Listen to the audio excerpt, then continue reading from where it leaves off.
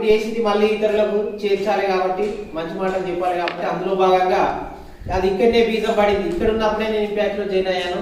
ముందుగా మీకే చెప్పాలి, ఇక్కడ నా లైఫ్లో 11.5 సంవత్సరాలు పనిచేశాను. ఆ 11.5 సంవత్సరాల్లో కొన్ని నా జీవితంలో మంచి మంచి మార్పులు అనేటువంటి ఇక్కడ నేర్చుకున్నా. అది ఇక్కడనే ముందు చెప్పాలనే లక్ష్యంతో కొన్ని పాఠశాలను ఖచ్చితంగా చెప్పాలి అని పొద్దున మెసేజ్ పెట్టాకనే ముందు ఏడికి పోవాలనే ఆలోచన లేకుండానే బోరెన్షన్ రావాలని సార్ ఫోన్ చేసిన. సార్ రండి సార్, మీరు ఎప్పుడైనా వెళ్తున్నారు.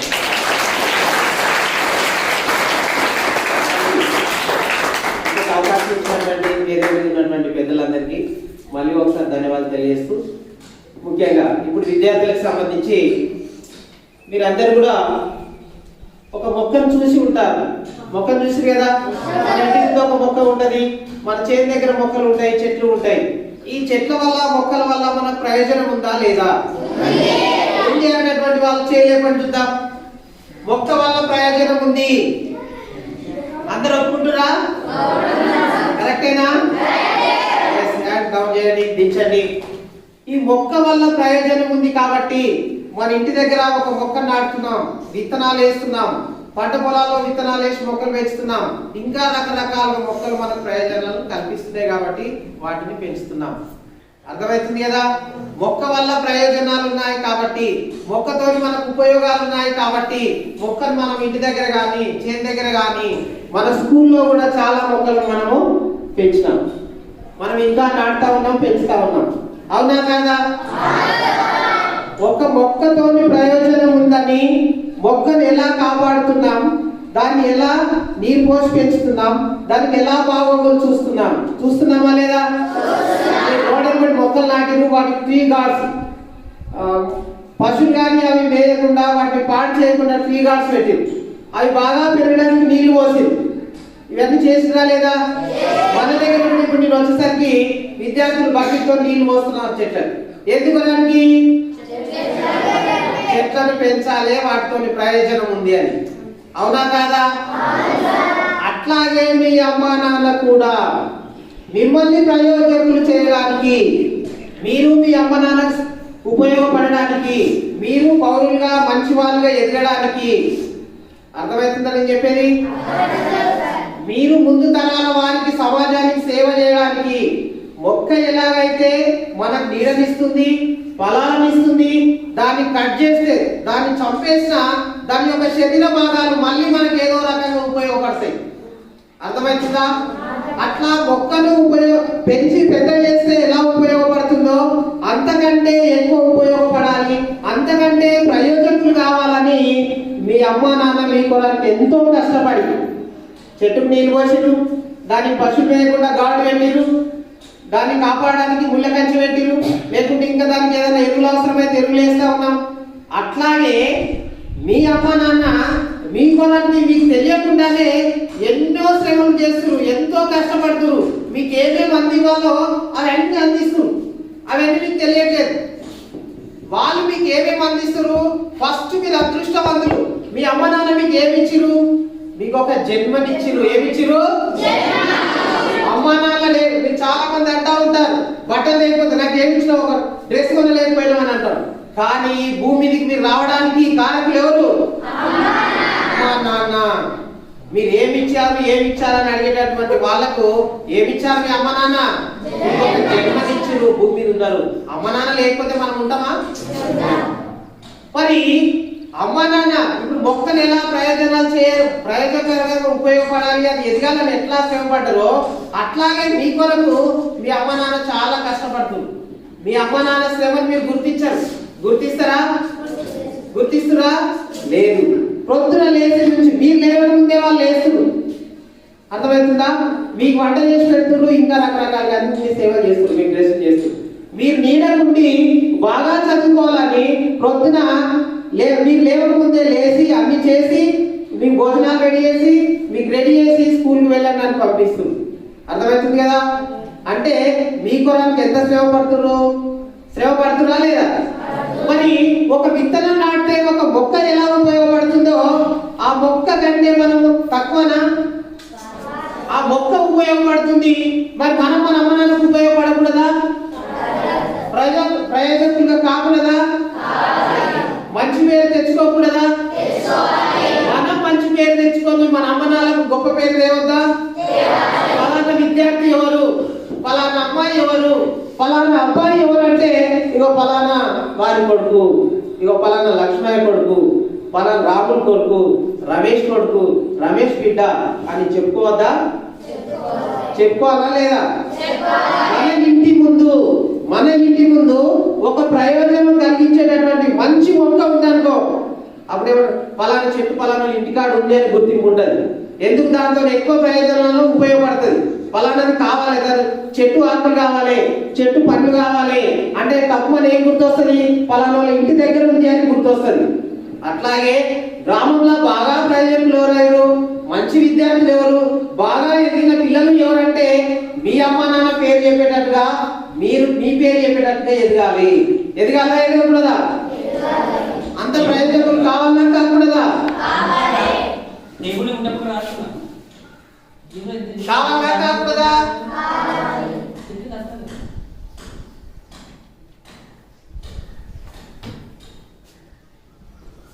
మరి అంత ప్రయోజకులు కావాలంటే ఎంత ప్రయోజకులు? మీకు పేరు రావాలి, మీ అమ్మ నాన్నకు పేరు రావాలి, మీ గ్రామానికి పేరు రావాలి, మీకు విద్యా బుద్ధులను అందించినటువంటి గురువులకు కూడా మంచి పేరు రావాలి. మీరు ఎక్కడ చదువుకున్నారు?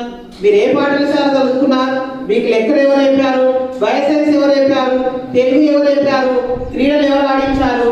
హిందీ ఎవరు చెప్పారు? అని ఇట్లా పర్టికులర్ గా ఏదైనా ఒక విషయంలో మిమ్మల్ని ఏదైతే చూపి అరే ఇంత చక్కటి విద్యార్థులు, ఇంత ఎదిగినటువంటి విద్యార్థులు ఎక్కడ చదువుకున్నారని మిమ్మల్ని ప్రశ్నించేటప్పుడు మా పాఠం చెప్పినటువంటి వాళ్ళకందరూ కూడా అదే ఆనందం కలుగుతుంది. మరి అమ్మ నాన్న అనేటువంటి వాళ్ళు జన్మనిచ్చారని చెప్పుకున్నాం. ఆ జన్మ ఇచ్చేటప్పుడు అమ్మ 9 మాసాలు మోసి 9 నెలలు గర్భం ధరించి నెల నెలా కొద్దిగా పెరుగుతూ సుమారు 3 కిలోల 4 కిలోల బరువు అయితే ఆ బాధలు భరిస్తూ 9 నెలలు పురిటి నొప్పులతోని, పురిటి నొప్పులు అంటే చనిపోవడం ఒక సందర్భంలో, మనం జన్మనిచ్చేటప్పుడు మన అమ్మ వాళ్ళు కొన్ని సందర్భాల్లో చనిపోయినటువంటి వాళ్ళు ఉంటారు. కానీ అమ్మ ఎప్పుడైనా చనిపోతాని పిల్లలు అనుకుంటున్నారా? అది మనకు తెలియట్లేదు. అర్థమవుతుందా? ఉట్టిగానే మనం అమ్మ నాన్న శ్రమ గుర్తించకుండా, వాళ్ళ కష్టాలు గుర్తించకుండా, వాళ్ళు చెప్పినట్టు వినకుండా వాళ్ళని నిర్లక్ష్యం చేస్తున్నాం. అర్థమవుతుందా? ఈ సమాజంలో మీకు జన్మనిచ్చిన తల్లిదండ్రులు మీ బాగులు కోరేటటువంటి వాళ్ళు, మీ మేలు కోరేటటువంటి వాళ్ళు, మీరు ఉన్నతంగా ఎదగాలని ఆశించేటటువంటి మొట్టమొదటి వాళ్ళు మీ తల్లిదండ్రులే. మీరు ఎంత చెడు చేసినా, ఎంత తిట్టుకున్నా, ఏమి అన్నా మళ్ళీ మీ మేలు కోరేటటువంటి వారు ఎవరు? తల్లిదండ్రులు. మరి జీవితంలో ప్రయోజకులయ్యి ఉన్నతంగా ఎదగాలి అంటే తల్లిదండ్రుల తర్వాత 3వ వ్యక్తి జీవితంలో ఉన్నారు. వారే ఎవరు? గురువులు, ఉపాధ్యాయులు, టీచర్లు. మీ అమ్మ నాన్నకు కొంత స్వార్థం ఉండొచ్చు. మా పిల్లలు ఎదిగితే మాకు గొప్ప పేరు వస్తుంది, రేపు మాకు మంచిగా చూస్తారు చివరి దశలో, లేకుంటే ఆదాయాన్ని సంపాదించి మమ్మల్ని ఉన్నత స్థానంలో ఉంచుతారనేటటువంటి ఉంటుంది. కానీ గురువులకు ఏముంటది? చెప్పండి. మీరు నిస్వార్థంగా మా పిల్లలు, మా దగ్గర చదువు నేర్చుకున్న పిల్లలు గొప్పవాళ్ళు కావాలి, ఎదగాలని నిస్వార్థంగా కోరుకునేటటువంటి ఏకైక వ్యక్తులు, జీవులు ఎవరంటే ఉపాధ్యాయులు, గురువులు తప్ప ఎవరు. నిస్వార్థంగా. మీ అమ్మ నాన్న కొద్దిగా స్వార్థం ఉంటుందని చెప్తున్నాను. ఎందుకు? మా పిల్లలు ఎదిగితే మాకు గొప్ప పేరు వస్తుంది, మాకు మంచిగా చూసుకుంటారనేటువంటి ఉంటుంది. కానీ గురువులకు ఏముంటుంది? అలాంటి ఉంటుందా? ఉండదు. ఈ 3 వ్యక్తులు, తల్లి, తండ్రి, గురువు, మాతృదేవోభవ, పితృదేవోభవ, ఆచార్య దేవోభవ, లేదంటే గురుదేవోభవ అన్నటువంటి ఎప్పుడు మీరు గుర్తు పెట్టుకోవాలి. వీళ్ళు చెప్పినటువంటి వింటే, వీళ్ళు చెప్పినటువంటి పాటిస్తే తప్పకుండా మీరు ప్రయోజకులు అవుతారు, తప్పకుండా మీరు ఉన్నత స్థితికి ఎదుగుతారు. ఉన్న స్థాయి నుంచి ఇప్పుడు మీరు ఇక్కడ ఉన్నారు, మీరు ముందున్నారు, మీరు కూడా ఇక్కడ వచ్చి మాట్లాడాలన్నా, మీరు కూడా ఇక్కడ వచ్చి సారలా కూర్చోవాలన్నా, ఉన్న స్థాయి నుంచి ఉన్నత స్థాయికి ఎదగాలంటే అది ఎవరి చేతుల్లో ఉంది? ఉన్న స్థాయి నుంచి ఉన్నత స్థాయికి ఎదగాలంటే అది ఎవరి చేతుల్లో ఉంది? ఎస్. ఇక్కడ ఒకటి గుర్తు పెట్టుకోవాలి. ఆర్మీ అనేటటువంటి అక్రోనిమ్ ద్వారా, ఆర్మీ అంటే ARMY, ఆర్మీ. దీని ద్వారా గుర్తుపెట్టుకోవాలి. ఎలా గుర్తుపెట్టుకోవాలి? ఏ అంటే ఎయిమ్, ఒక లక్ష్యం ఉండాలి. ఏ అంటే ఏంది?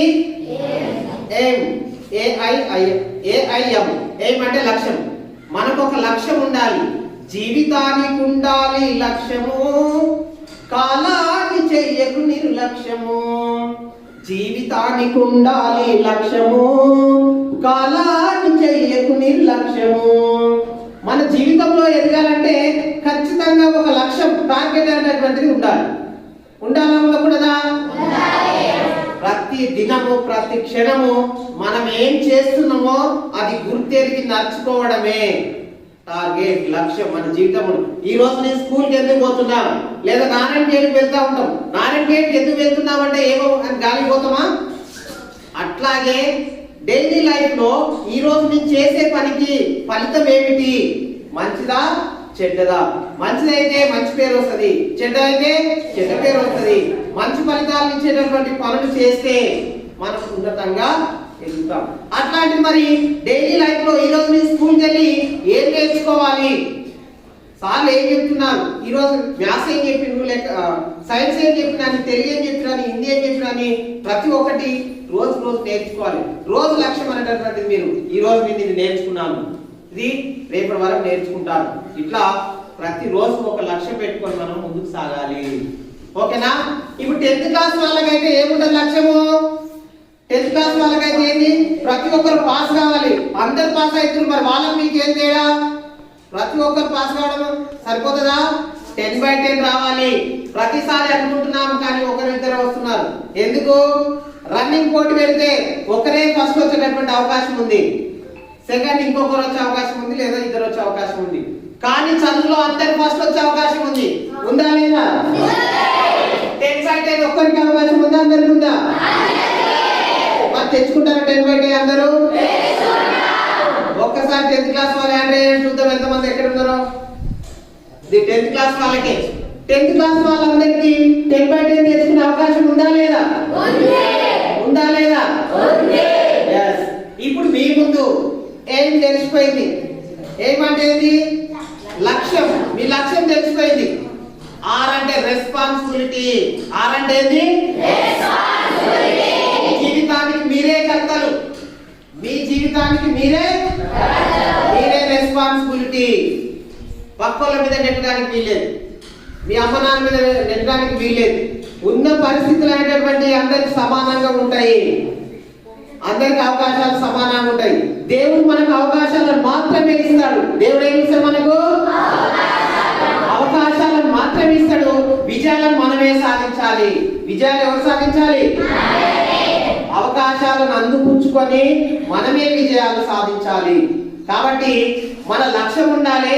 ఆ లక్ష్యాన్ని సాధించడానికి రెస్పాన్సిబుల్ ఎవరు? మనమే తీసుకోవాలి. అర్థమైందా? తెలియనప్పుడు అమ్మ నాన్న, తెలియనప్పుడు సార్లు చెప్తా ఉంటారు. కానీ మీకు అన్ని తెలుసు కదా, జీవితం అంటే అర్థమవుతుంది కదా, మాటలు తెలుస్తున్నాయి కదా, మంచి చెడు తెలుస్తుంది కదా. ఇప్పుడు రెస్పాన్సిబిలిటీ ఎవరు? మరి మీరే. జీవితంలో ఏమైతారు? మంచి మార్గంలో పోతే ఉన్నతంగా ఎదుగుతారు, చెడు మార్గంలో పోతే ఏమైతే జీవితము పాడైపోతుంది, చెడుగా మారుతుంది. కాబట్టి మంచి మార్గంలో వెళ్ళాలి. అంటే ఇప్పుడు ఏమర్థమైంది? ఒక లక్ష్యం ఉండాలి, ఆ లక్ష్యం మంచిదై ఉండాలి, దానికి రెస్పాన్సిబిలిటీ మనమే. ఉదాహరణకు ఒక చెప్తా, ఒక సంఘటన. ఒక ఇంట్లో ఇద్దరు పిల్లలు ఉన్నారు, ఇద్దరు అబ్బాయిలు ఉన్నారు. వాళ్ళ తండ్రి పెద్ద తాగుబోతు. ఇది నిజ జీవితంలో మీరు వినే ఉంటారు, ఎక్కడైనా నిజ జీవితంలో జరిగిన సంఘటన. ఇద్దరు పిల్లలలో ఇద్దరు పెరిగి పెద్దగైంది. తల్లి తండ్రులు వాళ్ళే, వాళ్ళ కుటుంబం పరిస్థితులు అన్ని ఇద్దరికి సేమ్. ఇద్దరు మగ పిల్లలు, వాళ్ళ నాన్న తాగుబోతు. ఇద్దరు పిల్లలలా పెద్దగైన తర్వాత ఒక అబ్బాయి మాత్రము బాగా మంచివాడిగా గుర్తింపు పొందే స్థాయికి ప్రయోజకుడుగా అయ్యిండు. ఇంకొక అబ్బాయి మాత్రము తండ్రిలాగా తాగుబోతాడు, వ్యసనపరుడు అయ్యిండు, జీవితంలో పనికి రాకుండా అయ్యిండు.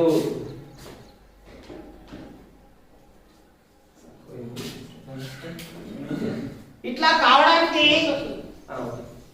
కావడానికి ఇద్దరిని అడిగితే, మన అంజనేయుడు లాంటి సార్ లాంటి పెద్దలు అనుభవం ఉన్నటువంటి వాళ్ళు ఇద్దరిని పిలిచి ఒక సందర్భంలో మాట్లాడితే, ఏం రాని ఇట్లా ఉన్నతంగా నువ్వు ఎదగడానికి కారణం ఏంటి అంటే ఆ ఎదిగి మంచి ప్రయోజకుడు అయినటువంటి వ్యక్తి ఏం చెప్పినట్ట, ఆ అబ్బాయి ఏం చెప్పినట్ట, మా నాన్నని నాకు ఆదర్శం సార్ అని చెప్పినట్ట.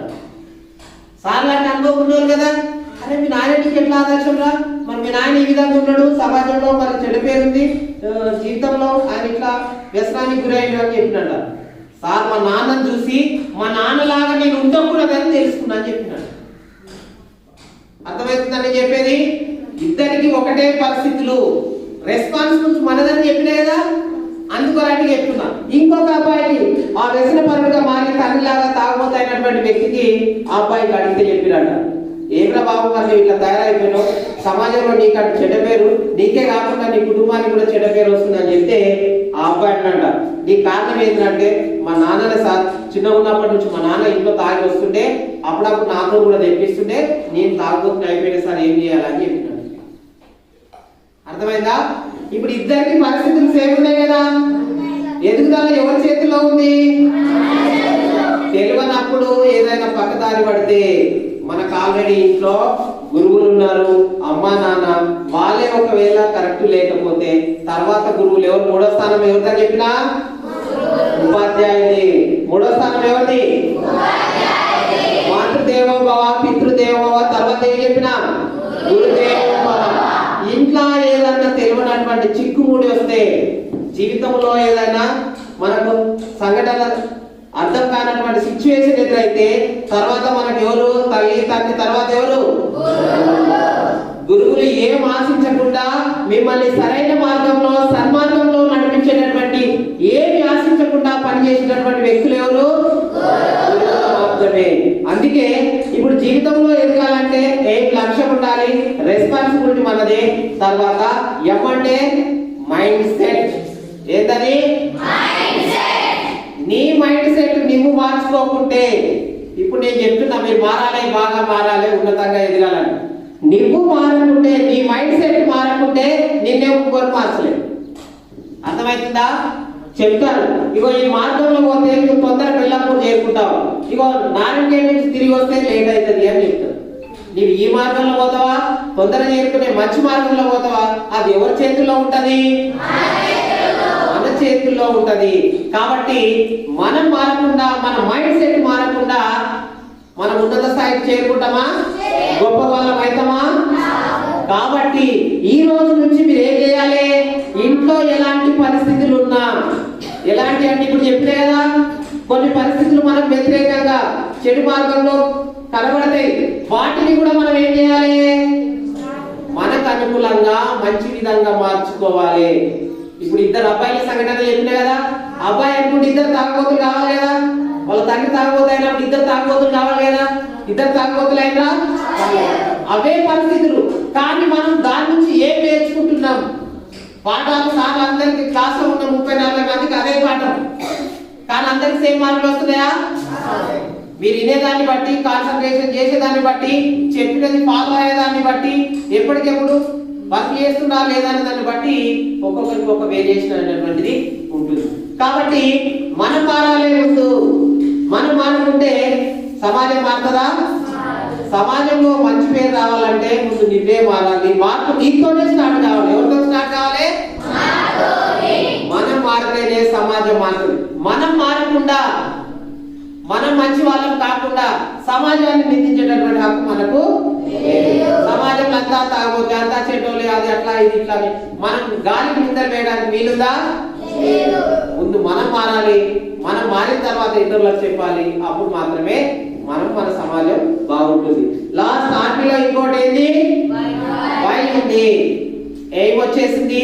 రెస్పాన్సిబిలిటీ వచ్చింది, మైండ్ సెట్ మార్చుకోవాలని వచ్చింది. నెక్స్ట్ ఏంది? వై. వై అంటే ఏంది? ఎస్ ఆర్ నో అని. Yes or no. ప్రతి దానికి ఎస్ చెప్పాలా, నో చెప్పాలా అనేది మన అండర్స్టాండింగ్ ఉండాలి. ప్రతి దానికి ఎస్ చెప్పుకుంటూ పోవాలా, నో చెప్పుకుంటూ పోవాలా అనేటువంటిది. ఎస్ చెప్పాలి, ఏ సిచ్యువేషన్ లో ఎస్ చెప్పాలి, ఏ సిచ్యువేషన్ లో నో చెప్పాలి అనేటటువంటిది మనము గుర్తెరిగి నడుచుకోవాలి. అర్థమవుతుందా? అంటే ఏంటి? మన ఫ్రెండ్స్ ఉంటారు, ఈరోజు స్కూల్కి పోదామని మీరు వస్తూ ఉంటారు. స్కూల్ లేదా, ఏం పోతావు, రాలేకుంటే వద్దు లేదని చెప్పేసి ఉంటారు. అది అబద్ధమా, నిజమా, కరెక్టా, కాదా, ఎస్ ఆర్ నో అని ఎవరు ఆలోచన చేయాలి? మనం ఆలోచన చేయాలి. చుట్టూ సమాజంలో చాలా సంఘటనలు మన కంటికి కనబడతా ఉంటాయి. చాలా రకాల పరిస్థితులు ఎదురవుతుంటాయి.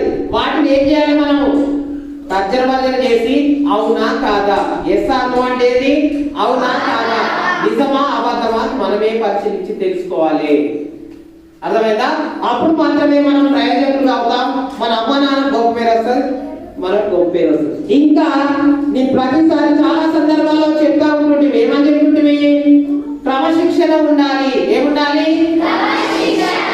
క్రమశిక్షణ ఉంటే జీవితంలో ఉన్నతంగా ఎదగడానికి ఇది ఒక హైవే లాంటిది. క్రమశిక్షణ అనేటువంటిది జీవితంలో ఎదగడానికి ఏంటి? హైవే. మన ఊరికి కచ్చ రోడ్డు చిన్న రోడ్డు ఉన్నాయి, కానీ మన జీవితానికి హైవే లాంటి మార్గం ఏంటి? క్రమశిక్షణ. ఇది చదువు ఒక్కదానికే కాదు, విద్యార్థులకు ఒక్కదానికే కాదు. క్రమశిక్షణ అనేటువంటిది ప్రతి వ్యక్తికి జీవితంలో ఎంతో అవసరము. జీవితంలో ఉన్నతంగా ఎదగడానికి, మన లక్ష్యాన్ని చేరుకోవడానికి, ఏమైనా చెప్పినాం కదా, ఆ ఏం రీచ్ కావడానికి, మన జీవితంలో ఉన్నతంగా ఎదగడానికి ఒక రాచబాట లేదా హైవే రోడ్ ఏంది?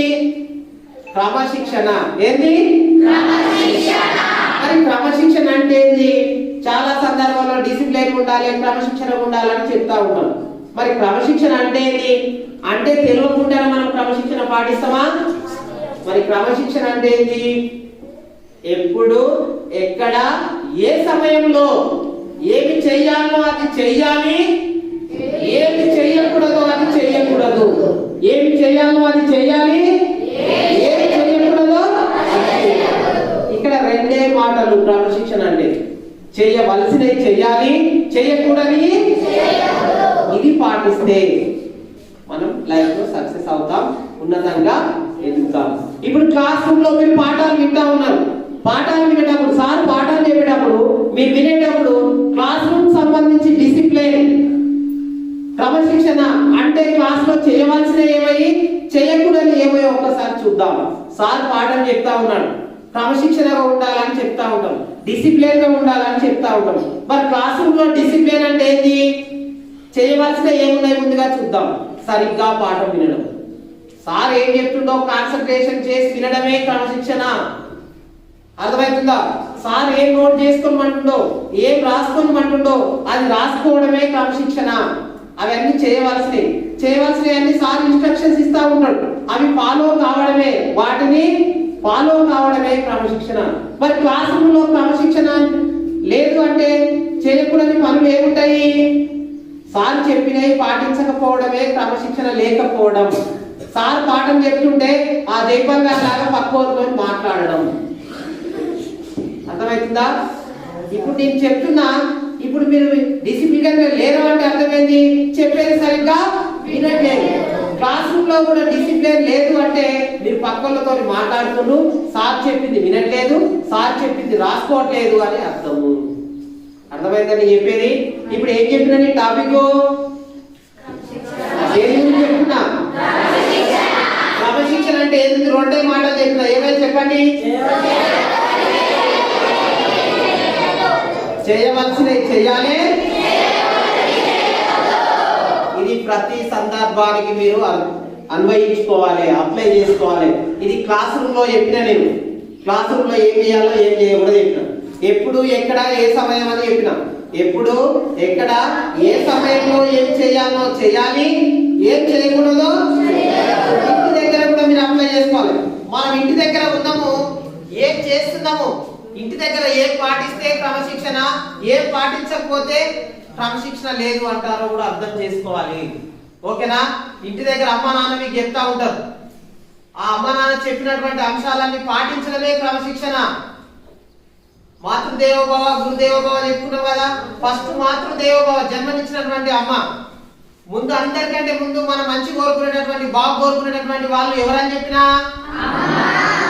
అమ్మ నాన్ననే. కాబట్టి అమ్మ నాన్న మీకు మేలు కోరేటటువంటి వాళ్ళు, మీరు చెడిపోవాలని ఏమన్నా చెడు ఇన్స్ట్రక్షన్స్ ఇస్తారా? మరి వాళ్ళు మంచి చెప్తుంటే అవి పాటించకపోతే మన క్రమశిక్షణ ఉన్నదా? అందుకే క్రమశిక్షణ అయినటువంటిది మన జీవితంలో ఉన్నతంగా ఎదగడానికి, ప్రయోజకులుగా మారడానికి, గొప్పవాళ్ళు కావడానికి రాచబాట, రాజమార్గం, నేషనల్ హైవే ఏదని చెప్పినా క్రమశిక్షణ. అందుకే ప్రతి ఒక్కరు కూడా క్రమశిక్షణ పాటించాలి. క్రమశిక్షణ అంటే ఏదో లేదు, చేయవలసినవి. ఓకేనా? నెక్స్ట్ వచ్చేసి మీరంతా విద్యార్థులుగా ఉన్నారు కాబట్టి ఇప్పుడు చదువుకుంటా ఉన్నారు, మీరంతా చదువుకోవడానికి వచ్చారు కాబట్టి మరి చదువు బాగా రావాలా రాకూడదా? రాకూడదా? మరి గొప్పలు కావాలంటే ఇప్పుడు ఒక చదువు మీ ఆయుధం మీ చేతిలో ఉంది. చదువుకోమని మీ అమ్మ నాన్న చదువు లేకున్నా, వాళ్ళు చదువుకోకున్నా మీరు చదువుకోండి అని మీకు బడికి పంపిస్తుంది. ఇప్పుడు ఈ సీజన్ లో అమ్మాయిలు అయితే కలవడానికి, అబ్బాయిలు అయితే 10 మంది వేయడానికి వెళ్తే రోజు 500 300 డబ్బులు వస్తాయి. కానీ ఆ డబ్బులను పక్కన పెట్టి వాళ్ళు పనిచేస్తూ మిమ్మల్ని చదివించడానికి పోలిస్తూ చూడండి. డబ్బు ముఖ్యమే, అవసరమే, కానీ డబ్బు కంటే చదువు విలువ వాళ్ళకి తెలుసు కాబట్టి, దానికంటే విలువైంది కాబట్టి మీకు పనిలో పెట్టకుండా వాళ్ళు పనికి పోయి మిమ్మల్ని చదివిస్తున్నారు. అర్థమవుతుంది చెప్పేది? ఇప్పుడు డబ్బు కంటే విలువైనది ఏదని మీరే తెలుసుకోవాలి. కాబట్టి మీకు చదువు అనేటువంటిది కూడా ఇంకొక గొప్ప ఆయుధం. ఏంది ఆయుధం అంటే మనం సులభంగా పనిచేయడానికి ఉపయోగపడేటువంటి ఒక సాధనం ఆయుధం. మరి ఆయుధం మీ చేతులు ఏముంది? చదువు అనేటటువంటి ఉంది. మీరు క్రమశిక్షణగా చదువుకుంటే ఇంకా సులభంగా హైవే మీద పోవాలంటే బండో బైకో కారో డ్రైవింగ్ చేయడానికి ఉండాలి కదా, తొందరగా నడుచుకుంటూ కూడా పోతాం. కానీ మన చేతిలో బైక్ ఉంది అనుకో ఇంకా తొందరగా వెళ్తాం, కారు ఉంది అనుకో ఇంకా తొందరగా వెళ్తాం. అట్లా మీరు తొందరగా జీవితంలో ఎదగడానికి ఆ రాచబాట ఇంతకుముందు ఒకటి చెప్పుకున్నాం కదా, హైవే మీద పోవడానికి ఒక ఆయుధం, ఒక వాహనం ఏంది? చదువు, స్టడీ అనేటటువంటిది. మీరు బాగా చదువుకుంటే బాగా గొప్ప వాళ్ళు అవుతారు. క్రమశిక్షణగా ఇంకా మంచి చదువుకుంటే ఇంకా గొప్ప వాళ్ళు అవుతారు. చదువు గొప్ప వాళ్ళని చేస్తుంది. క్రమశిక్షణ లేకపోతే గొప్ప వాళ్ళు అవుతారు కానీ గొప్ప గుర్తింపు రాదు. అర్థమవుతుందా? ప్రసిద్ధి గాంచారు, ఫేమస్ కారు. అర్థమవుతుందా? క్రమశిక్షణతో పాటు ఈ చదువు అనేటటువంటిది బాగా అవసరము. ఈ చదువు అనేటటువంటిది మీకు రావాలంటే ముఖ్యంగా 4 R's. ఆర్ అంటే ఏంటి? ఆర్ ఫర్ రోజ్, ర్యాట్ అంటాం కదా, 4 R'లు గుర్తు పెట్టుకోవాలి. ఫస్ట్ మీరు రీడింగ్ చేయాలి. సార్ ఏ లెసన్ చెప్తున్నారు, అది ఏం చేయాలి? నంబర్ 1 R, రీడింగ్, చదవాలి. బుక్ చదవాలి, న్యూస్ పేపర్ చదవాలి, ఎక్కడ పడితే అక్కడ చదవాలి. ఆ చదువు అనేటటువంటిది ఆపకూడదు. చదువు అనేటటువంటిది ముఖ్యము. రెండవది వచ్చేసి రీడ్ తర్వాత రిసైట్. రిసైట్ అంటే ఏంటి? రీడ్ తర్వాత రిమెంబర్. రిమెంబర్ అంటే ఏంటి? చదివినట్టుగా మన మైండ్ లో ఉంచుకోవాలి. అది మైండ్ లో ఉండాలంటే మళ్ళీ ఏం చేయాలి? ఫస్ట్ చదివినాము, తర్వాత గుర్తించుకునే ప్రయత్నం చేసినాం, రిమెంబర్ చేసినాము, తర్వాత ఇంకొక ఆరేంటి? 3వ ఆర్ అంటే రిసైట్, జ్ఞప్తికి తెచ్చుకోవాలి. ఎప్పుడో చదివినాం పక్కన పెట్టేసినాం, జరసేపు మైండ్ లో ఉన్నది పోతుంది, గుర్తుండదు. అన్ని గుర్తుంటాయా? గుర్తుండదు. ఆ చదివింది మనకు గుర్తుండాలి అంటే మళ్ళీ ఏం చేయాలి? రిసైట్ చేయాలి. 3వ ఆర్ ఏంది? రిసైట్, జ్ఞప్తికి తెచ్చుకోవాలి. మళ్ళీ జ్ఞప్తికి తెచ్చుకోవాలి. మళ్ళీ జ్ఞప్తికి తెచ్చుకోవాలంటే దాన్ని మళ్ళీ ఒకసారి తిరిగేస్తుండాలి, మళ్ళీ మనము జ్ఞప్తిలో ఉంటది. తర్వాత 4వది వచ్చేసి ఆరు రివ్యూ.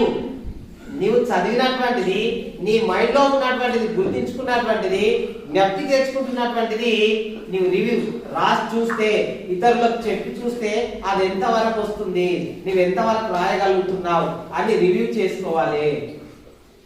అర్థమవుతుందా? ఇప్పుడు చదువు బాగా రావాలంటే 4 R's చెప్పిన. నంబర్ 1 ఏంది? చదవడం. రీడ్. తర్వాత రెండవది ఏంది? రిమెంబర్. ఇంకా 3rd వన్ ఏంది? రిసైట్. 4th వన్ ఏంది? రివ్యూ. బాగా చదివినావు, గుర్తు పెట్టుకున్నావు, ఎంతవరకు గుర్తుందని జ్ఞప్తి తెచ్చుకున్నావు మైండ్ లో. తర్వాత ఇది ఎంతవరకు ఉంది ఏంది అనేటువంటిది రివ్యూ చేయడానికి రాస్తావు లేదా ఇతరులకు చెప్తావు. ఓకేనా? ఇలా చేస్తే చదువు మాత్రం తప్పకుండా వస్తుంది. ఇంకొక 4 P's గుర్తు పెట్టుకోవాలి. ఫస్ట్ పి అంటే ప్లాన్ చేసుకోవాలి. ప్లాన్ చేసుకోవడం అంటే మనం బయటకు వెళ్తే ఎందుకు వెళ్తున్నాము ముందే చెప్పుకుంటాం. ఇగో నేను ఇంటికి పోతున్నా, నోట్బుక్ తీసుకుంటా, వచ్చి ఇంటికాడ కూర్చొని రాసుకుంటాను, ఒక ప్లాన్ ఉంటుంది. అట్లాగే మన చదువులో కూడా ఒక ప్లాన్ ఉండాలి. ఇగో లంచ్ టైం ఇంకా 10 నిమిషాలు. ఇప్పుడు నేను దేని గురించి చెప్తున్నా? 4 Pల గురించి చెప్తున్నా. మొదటిది ఏం చెప్తున్నా?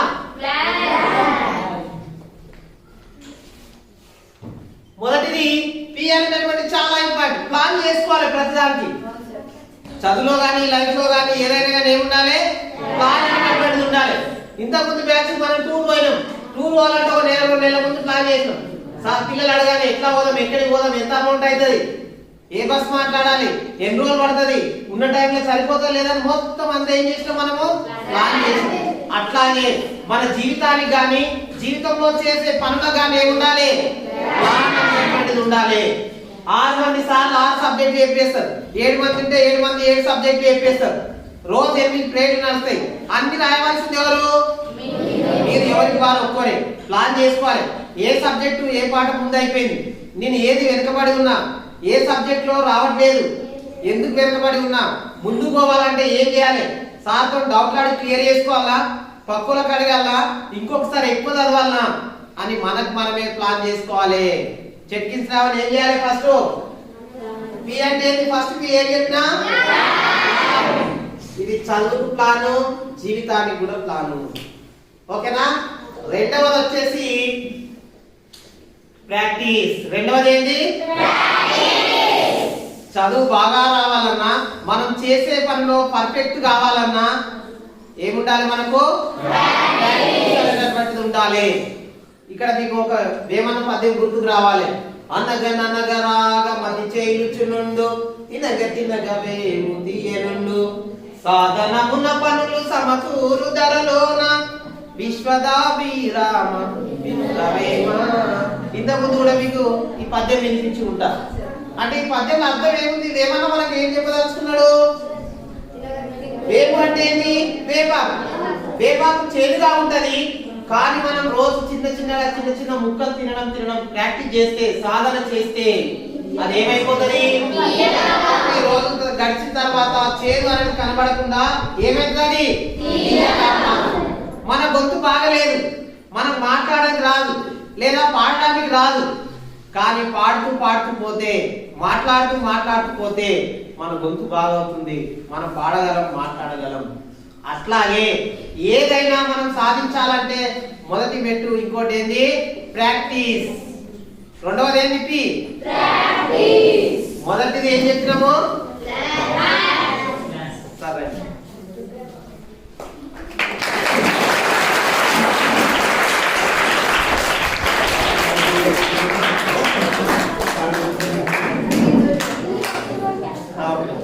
పాఠశాల ప్రధాన ఉపాధ్యాయులు గౌరవనీయ సంజయ్ సార్ ఒక మోటివేషన్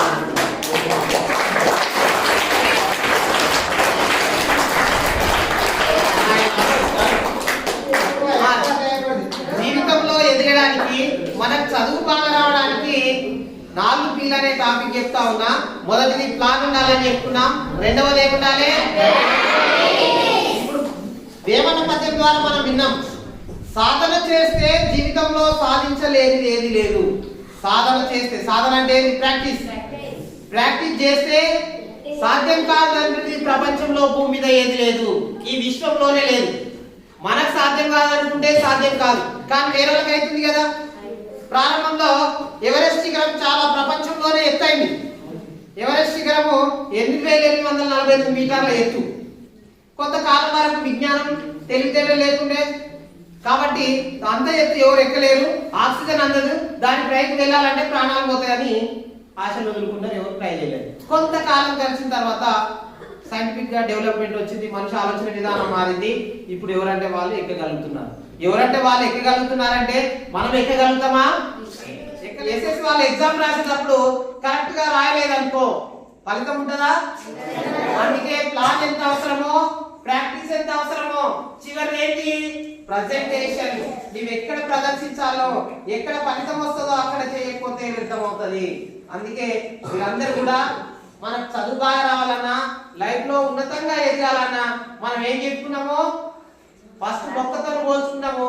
మొక్క ఎట్లా ఒక విత్తనం వేస్తే మనకు మంచి నీడనిచ్చి ఫలాలను ఇచ్చి ఎట్లా ఉపయోగపడుతుందో, అట్లా మీ అమ్మ నాన్న మీకు అట్లా పెంచి పెద్దగా చేసి అన్ని రకాలు చేస్తున్నారు కాబట్టి మీరు కూడా మంచి ప్రయోజకులయ్యి సమాజానికి మీ అమ్మ నాన్నకు చదువు చెప్పినటువంటి గురువులకు అందరికి కూడా మంచి పేరు తేవాలంటే ఆ మొక్క ఎలా ఎదుస్తుందో దానిలాగా మీరు మంచిగా ఎదగాలి.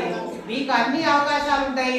ఆ అవకాశాల్లో ఏది మంచిదో ఏది మనకు ఉపయోగపడుతుందో దాన్నే తీసుకొని మనం ఎదగాలి. ఒక సంఘటన చెప్పిన ఇద్దరు పిల్లలు ఉంటే ఎవరు ఎట్లా ఎదిగిరారనేది మంచిగా చెడ్డదనేటువంటిది మనం గ్రహించాలి. ఇంకా తల్లి తండ్రి తర్వాత స్థానం గురువు అని చెప్పినాము.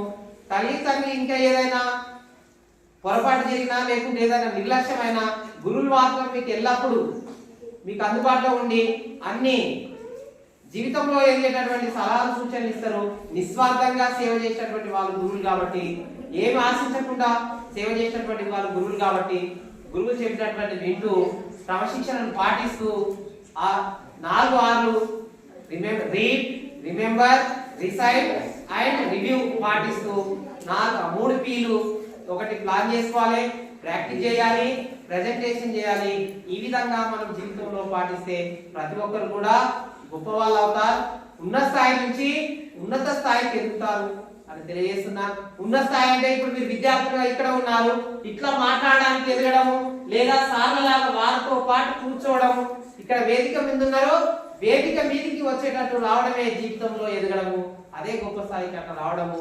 చివరిగా ఇవన్నీ పాటిస్తే బాగా చదువుకున్న క్రమశిక్షణగా ఉన్న జీవితంలో గొప్ప వాళ్ళు ఎదగాలనేటువంటిది లక్ష్యం. కాబట్టి ప్రతి ఒక్కరు కూడా మీరందరూ కూడా క్రమశిక్షణగా ఉంటూ తల్లిదండ్రులు చెప్పింది వింటూ గురువులు చెప్పింది పాటిస్తూ జీవితంలో ప్రతి ఒక్కరు కూడా ఉన్నతంగా మంచి విద్యార్థులుగా మంచి పౌరులుగా ఇంకా పెద్దగైన తర్వాత మీరు పెద్దగా మీ పిల్లలైతే మంచి తల్లిదండ్రులుగా మంచి అమ్మా నాన్నగా సమాజంలో రాణిస్తారని ఆశిస్తూ ప్రతి ఒక్కరు కూడా ఈ విషయాలన్నింటినీ మీ జీవితంలో అప్లై చేసుకుంటారు, అనుసరిస్తారు, పాటిస్తారని తెలియజేస్తూ ఎంత మన జ్ఞానం ఉన్నా ఎంత తెలుసుకున్నా అది ఆచరణ చేయకపోతే ప్రజెంటేషన్ అని చెప్పినా కానీ ఇప్పుడు మనకు ఆచరణలో లేకపోతే అదంతా మళ్ళీ జీరో. కాబట్టి చెప్పినటువంటి మంచి విషయాలు తల్లిదండ్రులు చెప్పినా గురువులు చెప్పినా ఎక్కడ మంచి విషయాలు నేర్చుకున్నా ఆ జీవితంలో పాటిస్తూ ప్రతి ఒక్కరు కూడా ఉన్నతంగా ఎదగాలని విద్యార్థులందరూ ఉన్నత స్థాయికి చేరుకోవాలని మనస్ఫూర్తిగా కోరుకుంటున్నాను. అదేవిధంగా ఇచ్చే అవకాశం ఇచ్చిరు పెద్దలు పాఠశాల ప్రధానోపాధ్యాయులు ఉపాధ్యాయులు ఉన్నాయని అందరూ కూడా మళ్ళీ ఒకసారి ప్రత్యేకంగా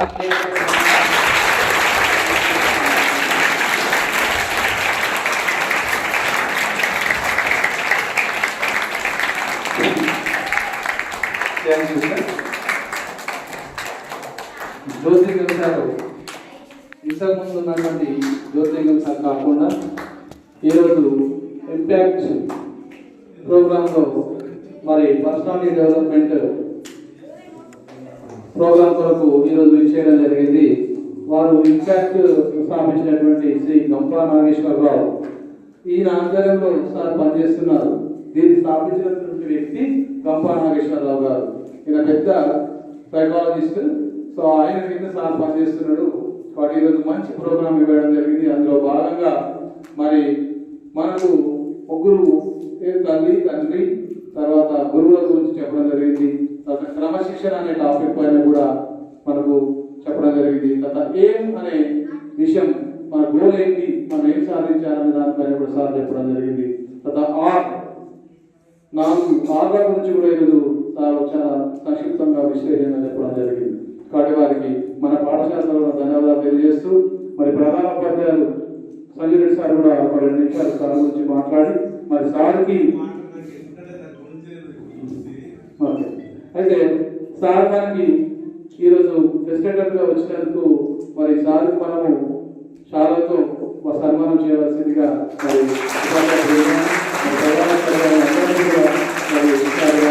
కోరుతున్నాను.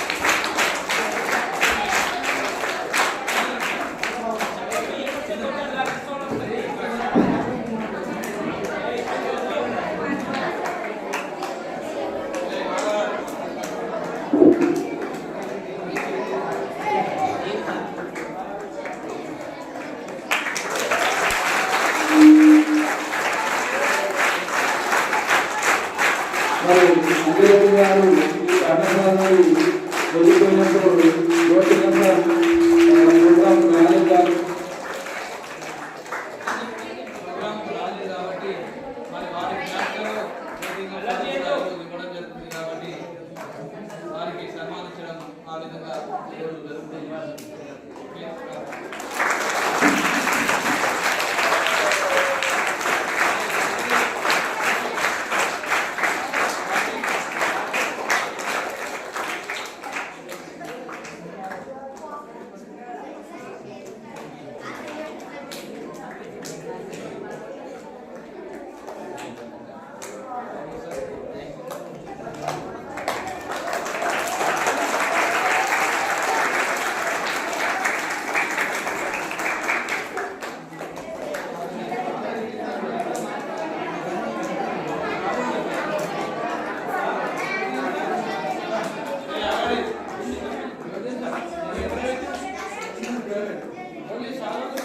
కానీ కింద ఇది ఉంటుంది స్టార్ చాలా ఉంటుంది ఒకటి టేబుల్ పైన టేబుల్ కవర్ కవర్ తీసుకురా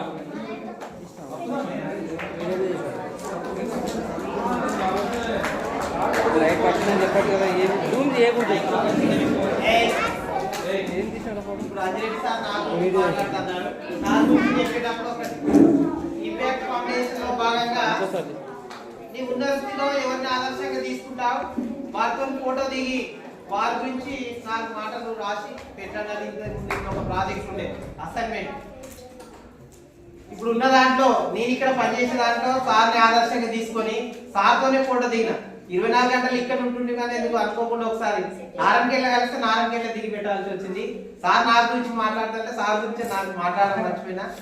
సారు మనకు నేను అబ్జర్వ్ చేసిన టైమింగ్ లో కానీ మాట్లాడే విధానంలో కూడా అన్ని రకాలుగా సార్ నాకు ఉత్తములు అనిపించి సార్తోనే దిగి సార్ రోల్ మోడల్ అని పెట్టినా. ఇప్పుడు సార్ నా గురించి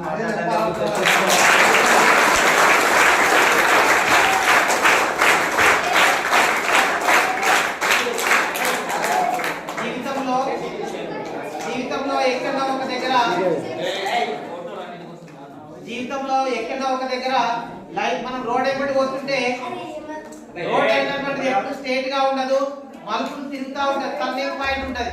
అట్లాగే జీవితంలో కూడా టర్నింగ్ పాయింట్స్ అనేటటువంటి వస్తుంటాయి. అవి మంచిగా చెడ్డటువంటి నా జీవితంలో ఇక్కడ 11 సంవత్సరాలు చేసిన నాకైతే అన్ని మంచి టర్నింగ్ పాయింట్స్ వచ్చినాయి. ఇట్లా ఇంకా నా ఎదుగుదల బీజాలు ఇక్కడనే పడ్డాయి. ఇప్పుడు సార్ గురించి చాలా నేర్చుకొని లైఫ్ లో ఎట్లుండాలి, మనం ఇతరులతో ఎట్లా అనేటటువంటి విషయాలు చాలా నేర్చుకున్నాం. సార్ని ఆదర్శంగా తీసుకొని సారే రోల్ మోడల్ అని నేను పెట్టినా. అక్కడ మాట్లాడమంటే సార్ గురించే మాట్లాడినా, అంటే ఇక్కడ మాట్లాడలేదని.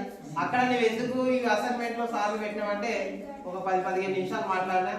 సార్ అంటే గవర్నమెంట్ ఉపాధ్యాయులు ఇట్లా ఉన్నారా అని వాళ్ళు కూడా అక్కడ ఆశ్చర్యపోయారు. అంతా అక్కడ వ్యాపారవేత్తలు అలాంటి వాళ్ళు ఇట్లాంటి స్పీకర్ ఉండి వాళ్ళందరి ముందు సార్ గురించి మాట్లాడినా. ఇక్కడ నా గురించి మాట్లాడదంటే సార్ గురించి నేను అక్కడ మాట్లాడినా, ఇక్కడ చెప్పలేదని మళ్ళీ గురించి చేస్తున్నా. Thank you sir. Thank you.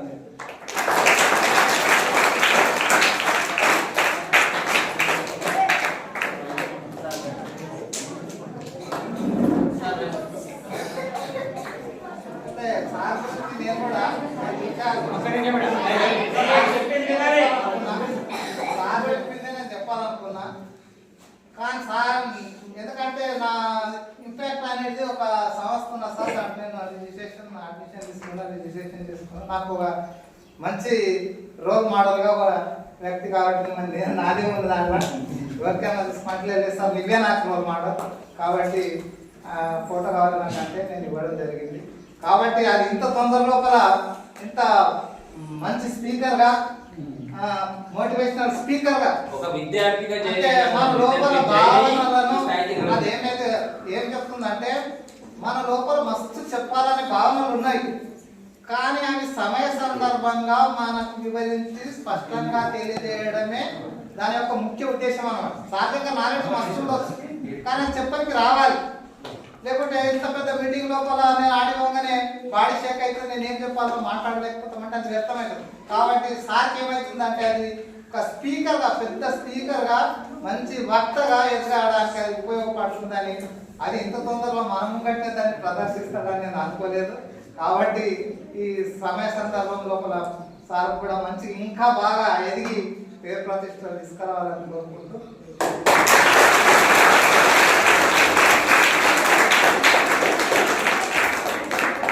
జ్యోతిగం గారు అంజనేయుడు సార్కు షాలాతో సన్మానిస్తారు. ఎందుకంటే సార్ కాబట్టి తీసుకోండి కాబట్టి సారుగా రోజు మాట్లాడటం సారని అనుకున్నా నేను. ఎందుకంటే అది అనుకోకుండా అకస్మాత్తుగా జరిగిన కొన్ని సంఘటనల వల్ల సార్ రాలేకపోయాడు. కాబట్టి అది ఈ రోజు చేస్తామంటే నా ఇష్టం లేకున్నా కానీ సార్ యొక్క కోరిక మన్నించి